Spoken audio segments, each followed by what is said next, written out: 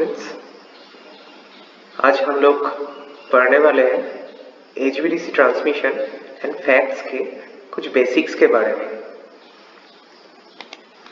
At first let's discuss about the module 1।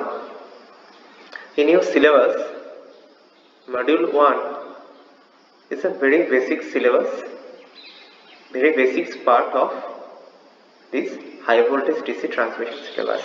Here at first we learn about the evolution of HVDC transmission, second comparison of HVDC and HVAC transmission, third economics, and then technical performance and so on.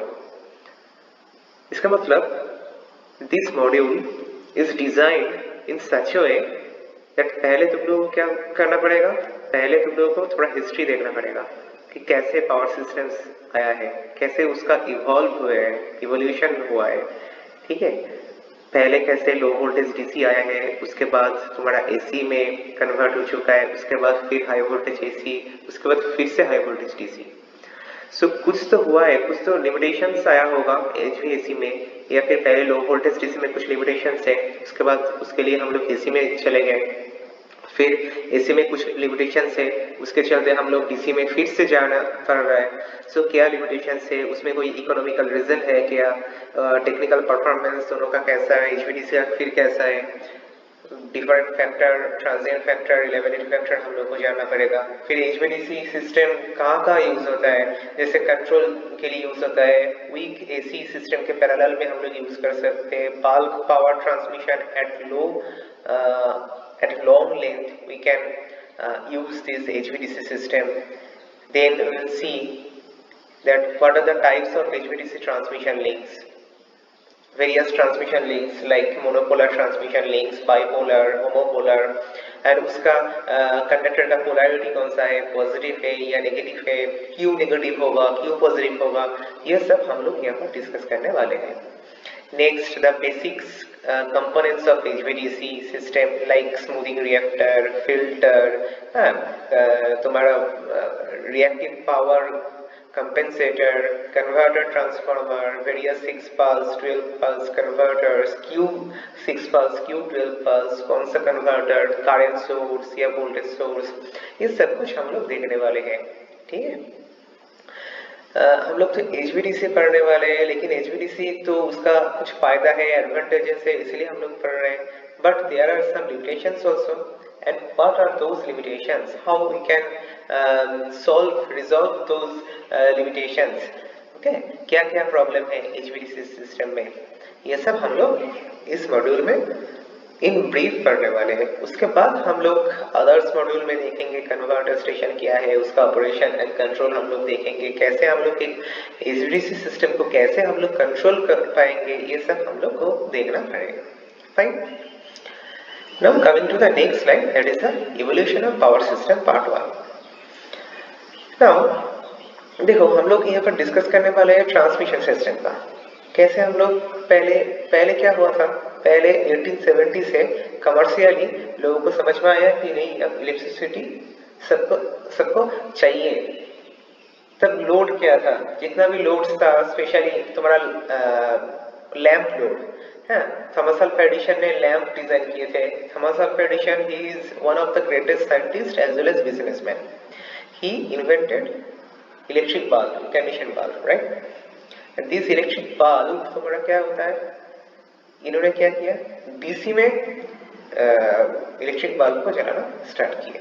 उन्होंने क्या किए थे, उन्होंने एक मेला हुआ था, मेले में बहुत सारे बल्ब को एक साथ जलाए थे डीसी में। अब लोग देखकर बहुत खुश हो गए कि कितना सारा लाइट, सब ये लाइट्स लोगों के घर में चाहिए। ठीक है, तो उन्होंने क्या किया, कमर्शियली एक ट्रांसमिशन सिस्टम कहो या डिस्ट्रीब्यूशन सिस्टम कहो, क्योंकि ये लो वोल्टेज है, एक लो वोल्टेज डीसी सिस्टम को उन्होंने एस्टेब्लिश किया। कहाँ पर एस्टेब्लिश किया, पाल स्ट्रीट स्टेशन, न्यूयॉर्क में एस्टेब्लिश किया। The first electric power system that was established by Thomas Alva Edison at Pearl Street Station in New York। वहाँ पर क्या था, कंपोनेंट क्या था, कंपोनेंट था तुम्हारा जनरेटर, तुम्हारा transmission cable, fuse for protection and load means lamp load only. Fine. with customers of only 59 customers and 1.5 kilometre radius.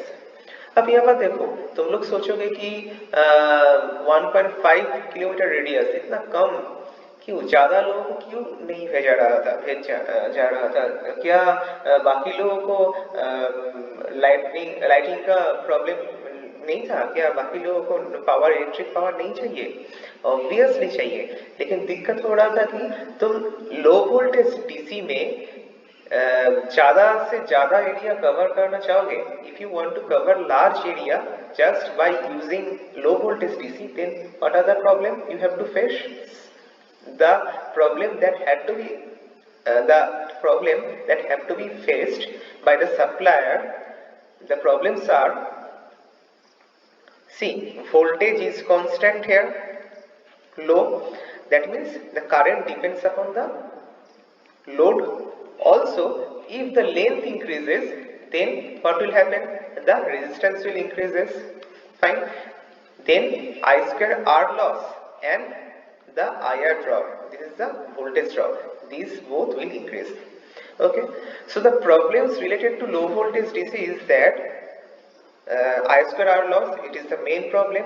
That means Thomas Alva addition ने क्या देखे कि ज्यादा से ज्यादा लोगों को कवर करने जब जा रहे थे, तब जो केबल था दैट इज गेटिंग हीटेड, बहुत सारा लॉस हो रहा था, एंड ऑल्सो वोल्टेज ड्रॉप भी हो रहा था। मैंने यहाँ से 110 वोल्टेज में किसी को वोल्टेज देने की कोशिश की है, और उन्होंने उस वोल्टेज के ऊपर पैसा डाल रहे हैं जो कस्टमर है, लेकिन उनको मिल रहा है थोड़ा कम। उनका जो बल्ब है वो बहुत धीमी तरीके से जल रहा है, अच्छे से नहीं जल पा रहा है, तो उन्होंने क्यों पैसा देगा? फाइन। एंड जो लॉस हो रहा है, पावर लॉस हो रहा है, उसके लिए भी तो एक सप्लायर को ज्यादा से ज्यादा पावर जनरेट करना पड़ रहा है, राइट? सो ये प्रॉब्लम्स, ये इशू आ रहा था। अब इस इश्यू का एक ही सोल्यूशन है, क्या? वोल्टेज को इंक्रीज कर दो। If you increase the voltage then the current will fall. Fine.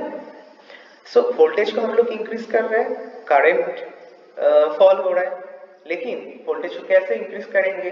तब तो कोई डीसी सिस्टम, ट्रांसफार्मर का इन्वेंशन तब नहीं हुआ था, एंड ट्रांसफार्मर होता भी that will not work in DC system, fine।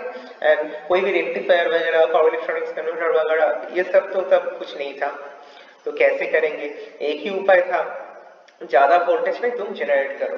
अब डीसी मशीन ज्यादा वोल्टेज में जनरेट करोगे तो क्या प्रॉब्लम आएगा? Obviously there are lots of problem. क्या क्या प्रॉब्लम आएगा? पहला प्रॉब्लम ये तुम्हारा आ जाएगा कि कम्यूटेटर एंड ब्रास सेगमेंट के में जो कम्यूटेशन हो रहा है ना, उस कम्यूटेशन पोर्शन में बहुत सारा लॉसेस होगा, स्पार्किंग होगा, हीटिंग इशू आएगा, एंड लार्ज वोल्टेज में तुम्हारा मशीन का साइज का बढ़ जाएगा, फाइन।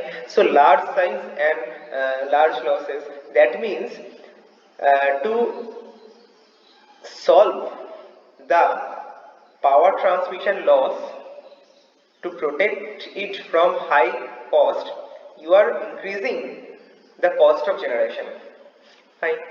तो भाई बहुत प्रॉब्लम हो गया है। क्या होगा? हम लोग वोल्टेज को हाई भी नहीं कर पा रहा है और लॉस भी मुझे हो रहा है, ज्यादा लोगों को दे नहीं पावर दिया नहीं जा रहा है, तो क्या होगा? अब थॉमस अल्वा एडिशन ने क्या किया? निकोला टेस्ला को बुलाए, उनको बोले कि आप एक काम कीजिए, थोड़ा देखिए इसको कैसे इंप्रूव किया जा सकता है, कुछ उपाय है तो हम लोगों को बताइए। अब सॉल्यूशन क्या हुआ?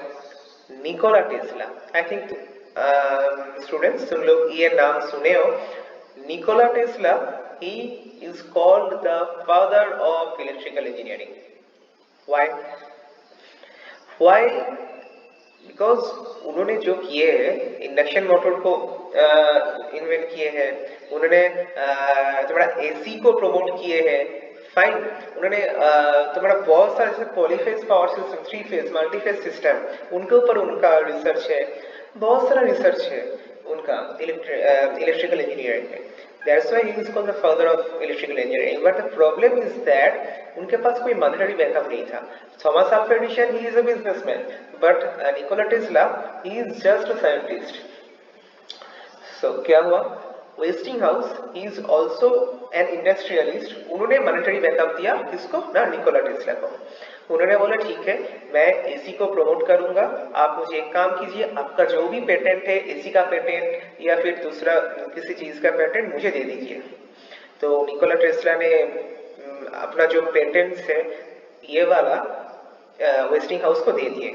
फाइन, अब दोनों मिलके fast AC transmission system USA में जो प्लेस यहाँ पर लिखा हुआ है, यहाँ पर इस जगह पे फास्ट एसी ट्रांसमिशन सिस्टम वो भी सिंगल फेज एंड इस 21 किलोमीटर डिस्टेंस पे उन लोगों ने एक एस्टेब्लिश कर दिया। फाइन, अब देखो ये लोग Nikola Tesla and Westinghouse they are promoting AC, but Thomas Alva Edison जो एक साइंटिस्ट के पास आसपास एक बिजनेसमैन भी है, वो क्यों मतलब उन्होंने तो डीसी को प्रमोट करने के लिए बोले हैं, उन्होंने क्यों छोड़ेगा, right? So the current war begins, that is called the current war. Okay, now ये करंट वॉर में क्या हुआ, इसमें हम लोग एक स्टोरी सुनेंगे छोटा सा। उसके पहले कमिंग टू दिस असाइनमेंट, एक 5 मार्क्स का असाइनमेंट है, 5 मार्क्स का असाइनमेंट। इस 5 मार्क्स का असाइनमेंट तुम लोगों को क्या करना पड़ेगा, तुम लोगों को एक नोट में लिखना पड़ेगा what are the advantages of a 3 phase system over a single phase system. देखो हम लोग 3 फेज में जा रहे हैं, obviously we need more power, fine, that's why we are going for 3 phase system, but there are some issues also, like suppose for a rotating magnetic field, for a rotating machine we need rotating magnetic field, right? To create that rotating magnetic field, to create uniform torque, what we need a 3 phase or multi-phase balanced system, balanced supply to the multi-phase balanced winding, right? To generate rotating magnetic field we need a multi-phase balance system, we need a multi-phase balance supply to multi-phase balanced winding, right? But single phase में ऐसा कुछ नहीं होता है। हम लोग single phase induction motor, तुम लोग शायद पढ़ चुके हो पिछले सेमेस्टर में, सिंगल फेज इंडक्शन मोटर जब हम लोग पढ़ रहे थे तब ये हम लोगों को पता चला है कि वहां पर सिंगल फेज सप्लाई देने से यूनिफॉर्म टॉर्क जो that will not be created. Fine, also there are other things like तुम्हारा 3 फेज तुम लोग यूज करोगे, तुम्हारा voltage drop, transmission line loss that will be reduced, ठीक है? और भी कुछ बहुत सारा तुम्हारा पॉइंट्स है, जैसे कि पावर, ठीक है? सिंगल फेज में तुम्हारा पावर साइनसॉइड आता है क्या, कांस्टेंट आता है क्या हो रहा है, ये सब पॉइंट्स तुम लोगों को नोट करना पड़ेगा। और भी कुछ एडिशन तुम लोगों को कुछ पता है तो सब भी तुम लोगों को नोट करना पड़ेगा। And this assignment you have to submit within 1 week, okay? Just within 1 week. आज थर्सडे, अगले थर्सडे के अंदर ये असाइनमेंट तुमको चाहिए। और एक असाइनमेंट मैं दूंगा आज ही, तो that will be also for 5 marks, so 5 + 5 equals to total 10 marks का असाइनमेंट रहेगा, ठीक है? Now coming to the story, that is the current war. मैंने पहले ही बताया कि थॉमस अल्वा एडिशन ने उन्होंने डीसी को चाह रहे थे, he is the inventor of DC, but DC not inventor, we can say he is the supplier of DC system, he is the inventor of DC transmission system, commercial transmission system. Fine, now Nikola Tesla is the father of AC system, we can say. He and both Westinghouse, उन लोगों ने भी क्या किया, एक मेले में, जैसे वेस्टिंगहाउस जैसे थॉमस अल्वा एडिशन ने किया था, एक मेले में बहुत सारा बल्ब जलाए थे। अगले कुछ साल में निकोला टेस्ला और वेस्टिंगहाउस में मिलकर क्या किए, सेम जगह पे, मतलब सेम एक मेले पे उन लोगों ने एसी के थ्रू बहुत सारा बल्ब जलाए थे, ठीक है? अब लोग भी बहुत खुश हो गए, लेकिन दिक्कत ये आया कि जो एसी का वायर होता है ना, those are called the bare conductor, that means naked conductor. कोई इंसुलेटर उसमें नहीं रहता है, कोई इंसुलेशन ही नहीं रहता है तुम्हारा कंडक्टर में, तो कोई टच करेगा तो क्या होगा, टच करेगा कुछ सर्किट कंप्लीट हो जाएगा, तो ऑब्वियसली डेथ हो सकता है, होने का चांस बहुत है। हाई वोल्टेज भी है। तो क्या हुआ, बहुत सारे एनिमल्स ऐसे ही एक्सीडेंटली वायर को टच किए और मर गया। इवन ऐसा भी तुम्हारा बोला जाता है कि थॉमस अल्वा एडिसन ने किसी इंसान को जानबूझ के ऐसा एक वायर में टच किया था, इलेक्ट्रिक्यूट किया था, and for that electrocution someone किसी का डेथ हो चुका था। ठीक है, तो मतलब लोगों के अंदर एक डर पैदा हो गया कि हम लोग एसी यूज करेंगे, कैसे यूज करेंगे, हमारे सामने एसी का वायर रहेगा तो हम लोग को मतलब बहुत कुछ हो सकता है, होने को तो बहुत कुछ हो सकता है, लेकिन फिर एसी क्यों यूज करेंगे। तो ऐसा एक वार शुरू हो गया in between them. But solution क्या निकला इस वार का? सोल्यूशन ये निकला कि AC is better than DC.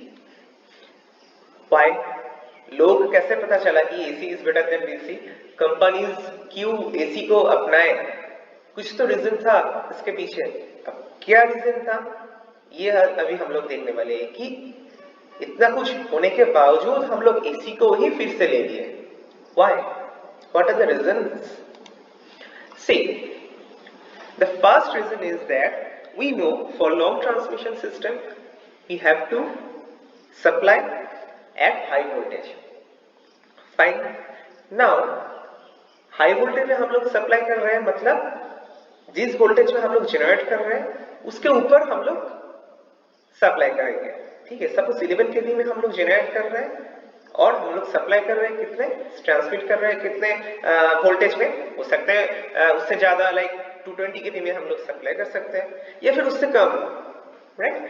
So this conversion of voltage level और current level, like conversion of voltage level or current level is possible by transformer.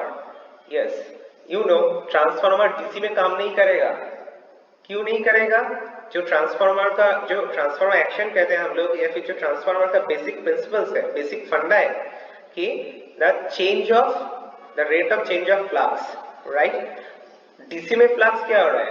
Constant flux, so the rate of change of flux is 0 in DC. तो transformer का secondary side में कोई voltage induce नहीं होगा। And another portion क्या है, suppose तुम लोग डीसी सप्लाई किए हो, किसमें? सपोज तुम लोग डीसी सप्लाई किए हो तुम्हारा ट्रांसफार्मर में। अब डीसी करंट का अपोज कौन कर रहा है? Only resistance, there is no concept of reactance. So क्या हो रहा, तुम्हारा ट्रांसफार्मर का वाइंडिंग्स ये तुम्हारा बर्न होने का चांस बहुत है। Fine, that's why transformer is not being used in DC. So एक पॉइंट तुम्हारा यहां पर आ चुका है कि एसी में कन्वर्शन इज इजी। नाउ हम लोग पहले ही पढ़ चुके थे कि generation at high voltage in DC is not possible in case of DC generator because size and loss ज्यादा हो सकता है। ठीक है, सो ये जो दो पॉइंट है ये एसी के फेवर में चला गया। Fine, now coming to the another point, that is circuit breaker action. When you are going to study the circuit breaker, you know there is a contact, there is a fixed contact and another one is a moving contact, right? Whenever you are going to break the circuit, this moving contact must move from or must move away from the fixed contact, तो circuit तुम्हारा break होगा, right? सोचो current तुम्हारा fix to moving contact जा रहा था, अब moving contact को तुम हटा लिए वहां से, फिक्स कांटेक्ट से, तो क्या होगा? करंट का जो पथ था that is broken now. Fine, but यहाँ पर कुछ प्रॉब्लम होता है। क्या प्रॉब्लम होता है? सपोज लार्ज करंट फ्लो हो रहा है, तुम्हारा fixed contact to moving contact large current flow हो रहा है। ठीक है, अब सडनली जब तुम एक कांटेक्ट को यहां से तुम हटा रहे हो तो करंट के ऊपर क्या आएगा? एक तुम्हारा वोल्टेज जनरेट हो जाएगा यहाँ पर। ये जो कांटेक्ट है यहाँ पर एक लार्ज वोल्टेज जनरेट हो सकता है, राइट? ड्यू टू दैट यहाँ पर क्या होगा? आर्क क्रिएट हो जाएगा। फाइन, जैसे आई थिंक तुम लोग देख सकते हो किसी भी एक प्लग, जब तुम्हारा लाइन ऑन है तुम एक प्लग को प्लग पॉइंट से हटाना चाहते हो, एक स्पार्किंग होता है। फाइन, क्यों स्पार्किंग होता है? जो एयर है इंसुलेशन के जैसा काम करता है, ठीक है, उसका ब्रेक डाउन हो जाता है। फाइन, तुम लोग स्पार्क वहां पर तुम देख सकते हो। बट ऐसे ही कुछ यहाँ पर होता है, that is called arc. Arc तुम्हारा क्या है? हाई पावर स्पार्क, और थोड़ा ज्यादा टाइम से भी ये रन करता है, ठीक है, ये आर्क वाला। सो तुम्हारा इसमें क्या होगा? इसमें आर्क क्रिएट हो जाएगा। अब आर्क यहाँ पर रहेगा तो आर्क के through current peaks to mobile conduct में जाएगा। Through arc current will continue, right? तो हमारा जो पर्पस है करंट को खत्म करना, करंट का पाथ जो है उसको ब्रेक करना, ये तो पॉसिबल नहीं हो सका, राइट? क्योंकि आर्क के थ्रू तुम्हारा करंट जा रहा है, मूविंग कॉन्टैक्ट तो हट गया फिक्स कॉन्टैक्ट से, लेकिन जो करंट पास हो रहा है ये तुम्हारा आर्क के थ्रू पास हो रहा है, तो तुम्हारा क्या होगा? So your purpose is now to extinguish that arc. Fine, now in case of AC हम लोग देख पाएंगे कि हम लोग को पता है कि हर एक हाफ साइकिल में एक जीरो पॉइंट आता है, that is called the natural zero point, क्योंकि ये नेचुरली आता है। Fine, that is called the natural zero point, जो डीसी में नहीं आता है। डीसी में इसका फ्रीक्वेंसी जीरो है, सो डीसी में ऐसा कुछ नहीं आता है। सपोज ये नेचुरल जीरो पॉइंट में तुम आर्क को एक्सटिंग्विश करने चाहोगे तो okay, arc is easily extinguishable, but except that point if you try to extinguish the arc, तब क्या होगा? एक लार्ज वोल्टेज जनरेट हो जाएगा, that is called the prospective voltage. That voltage in nature is transitory, बहुत कम समय के लिए होगा, and oscillatory, obviously oscillatory and transitory, but high voltage. That high prospective voltage क्या करेगा? जो इंसुलेटर है सिस्टम का उसको डैमेज करना चाहेगा, जो सर्किट ब्रेकर है उसको भी डैमेज करना चाहेगा, right? So except natural zero point, if you try to extinguish the arc, then a huge voltage, that is called the prospective voltage, which is in nature is transitory, it will gets generated and it will try to damage the circuit breaker. Also it will try to restrike the arc जो extinguish होने वाला था उसको फिर से रिस्ट्राइक कर देगा। सो हम लोग को क्या चाहिए? एक नेचुरल जीरो पॉइंट चाहिए जो डीसी में नहीं है, ठीक है? तो सर्किट ब्रेकर एक्शन वाला ये पॉइंट भी एसी के फेवर में चला गया कि एसी में हम लोग को एक नेचुरल जीरो पॉइंट मिल रहा है, जिसके चलते हम लोग बोल सकते हैं कि circuit breaker action, that is the arc extinguishing, is much better. Fine, now coming to the another point, that is uses of induction motor. हम लोग को पता है कि इंडक्शन मोटर का एप्लीकेशन बहुत ज्यादा है, जैसे कि हमारे घर में, हम लोग के घर में पंप है, हाँ, लिफ्ट होता है, फैन होता है, बहुत सारा हम लोग इंडक्शन मोटर की यूज करते हैं, ठीक है? So the application of induction motor which runs only in AC, that is huge. Fine, instead of any other motor, instead of DC motor जितना यूज होता है उससे कहीं गुना ज्यादा हम लोग को इंडक्शन मोटर यूज हो रहा है। Fine, so generation is in AC. Fine, जो application that is also in AC, the protection that is also in AC, मतलब फायदा किस में हो रहा है? एसी में फायदा हो रहा है सब कुछ में। सो इन सब के चलते we can say AC is much better than DC, but the topic name is what? The topic name is high voltage DC transmission. That means AC is better than DC, but high voltage long transmission में कुछ ना कुछ गड़बड़ तो है, जिसके चलते हम लोग we are going for DC again। क्या गड़बड़ है हम लोग देखेंगे। उसके पहले very important question, like you are saying AC mean alternating current. Fine, not sinusoidal. I am saying about the alternating current, alternating quantity. That may be either square wave, that may be either triangular wave. Those are also alternating. Fine, but why sinusoidal waveform is more preferable? This is your assignment number 2. Here, यहाँ पर भी तुम्हारा 5 marks obviously है, and time frame is same within next week. तो इस assignment का answer क्या हो सकता है? इस असाइनमेंट का आंसर एक पॉइंट हम लोग ये दे सकते हैं, क्या दे सकते हैं कि सपोज साइनसॉइड, इसको हम लोग डेरिवेटिव और इंटीग्रेशन कर सकते हैं। डेरिवेशन और इंटीग्रेशन करेंगे, साइन का डेरिवेशन और साइन का इंटीग्रेशन करेंगे तो क्या होगा? साइन का डेरिवेशन और साइन का इंटीग्रेशन करेंगे तो वही साइनसॉइडल वेवफॉर्म ही आएगा, उसका फ्रीक्वेंसी भी कुछ चेंज नहीं होगा। सेम आइदर कोसाइन और साइन वेवफॉर्म तो एक ही है, फ्रीक्वेंसी तो एक ही है, उसका सिर्फ मैग्नीट्यूड चेंज हो सकता है, ठीक है, लेकिन बाकी तो सेम रहेगा। That means capacitor and inductor, capacitor and inductor, इसमें जो कैलकुलेशन होगा by using this sinusoid component, तुम लोग का क्या होगा? बहुत इजी हो जाएगा, सिंपल हो जाएगा। Fine, okay. Now another point, suppose ये जो स्क्वायर वेव है, square wave, what is the square wave? Square wave is nothing but it consist of fundamental AC plus other बहुत सारा AC component.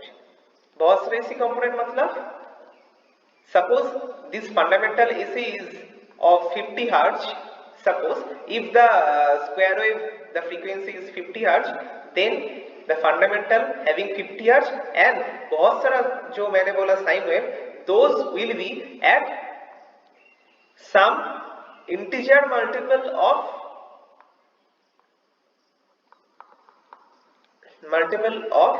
that 50 hertz.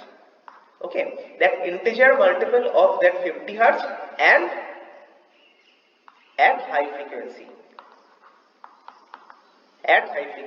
Okay, those are called harmonics. So harmonics are the signals. Which signal? The frequency is the integer multiple of the fundamental one and high frequency. Fine. अब किसी भी system में harmonics रहेगा तो high frequency signal रहेगा तो क्या होगा? सपोज ट्रांसफार्मर में तुम्हारा हाई फ्रीक्वेंसी सिग्नल है, कोर लॉस जो है, core loss is the square wave of the frequency.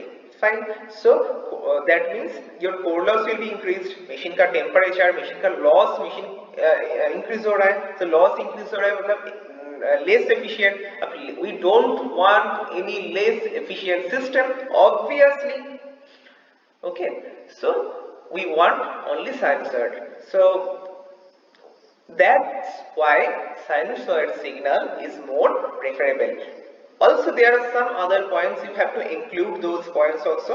Try to find and collect those points and then note it down and submit through the Google Classroom. Fine. Now evolution of power system part 2, इसका मतलब है तुम्हारा single phase system हो चुका है, 3 phase में research चल रहा था, अभी 3 फेज सिस्टम का जो फर्स्ट 3 फेज लाइन तुम्हारा कैलिफोर्निया में 2300 वोल्टेज 12 किलोमीटर लाइन एक डिसाइड हो चुका है। अब अगला क्या? अगला तुम्हारा ट्रांसफार्मर का आविष्कार हो चुका है, बहुत सारा लेवल्स, वोल्टेज लेवल मुझे मिल रहा है, लाइक सपोज 165 केवी, 220, 287, 330, बहुत सारा केवी हम लोग को मिल रहा है, राइट? ऐसे ही हम लोग को 25 हर्ट्ज, 50 हर्ट्ज, 60 हर्ट्ज, ऐसे 1 सेकेंड,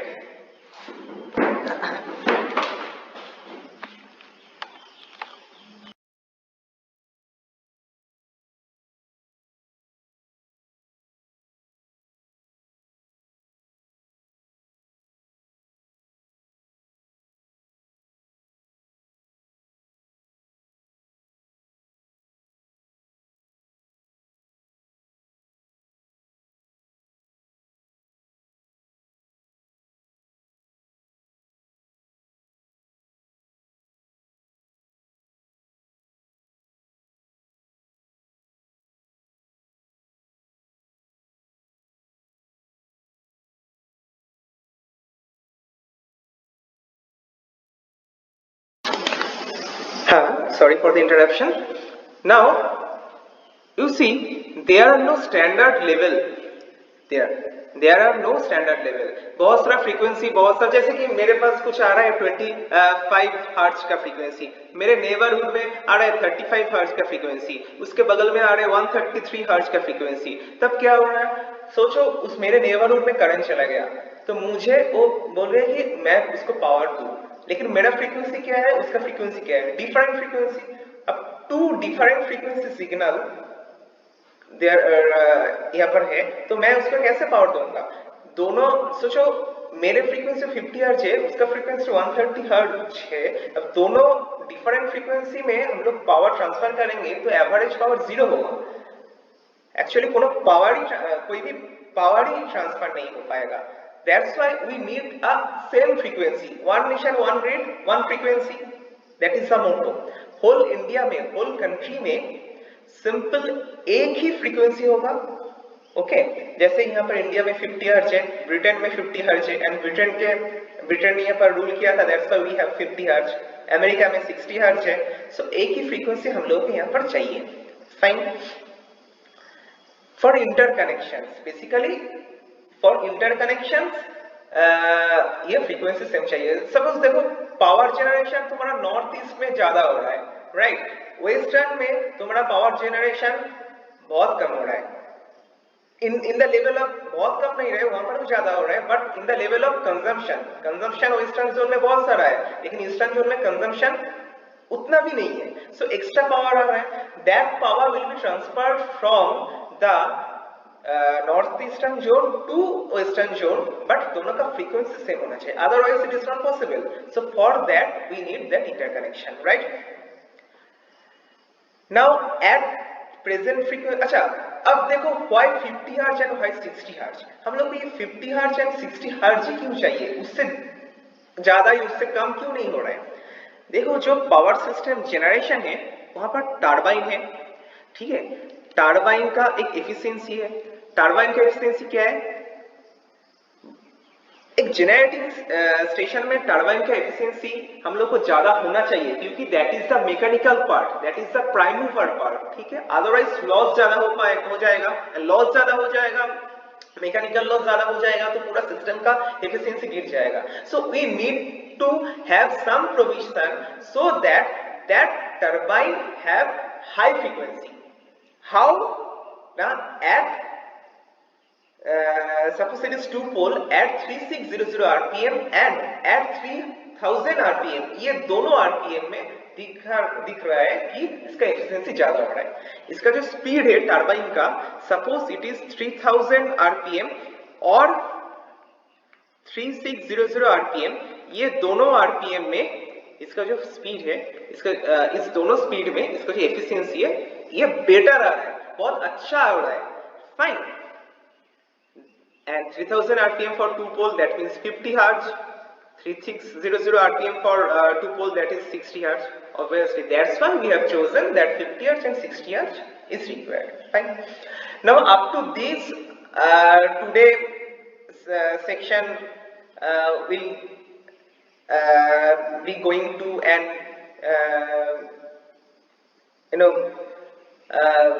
अगले क्लास में हम लोग क्या करेंगे, अगले क्लास में हम लोग HVDC का इवोल्यूशन करेंगे कि कैसे HVDC इवॉल्व हो रहा है, कैसे इसका फिर HVDC को हम लोग ले रहे हैं, क्यों ले रहे हैं, क्या लिमिटेशंस हो गया कि HVAC में कुछ लिमिटेशंस आ चुका है, इसके लिए हम लोग HVDC में जा रहे हैं, ऐसे क्या बात हो चुका है इसमें। फाइन। तो ये सब कुछ हम लोग को देखना पड़ेगा, अदरवाइज हम लोग HVDC में नहीं जाते। सो up to this, thank you, the session is end now.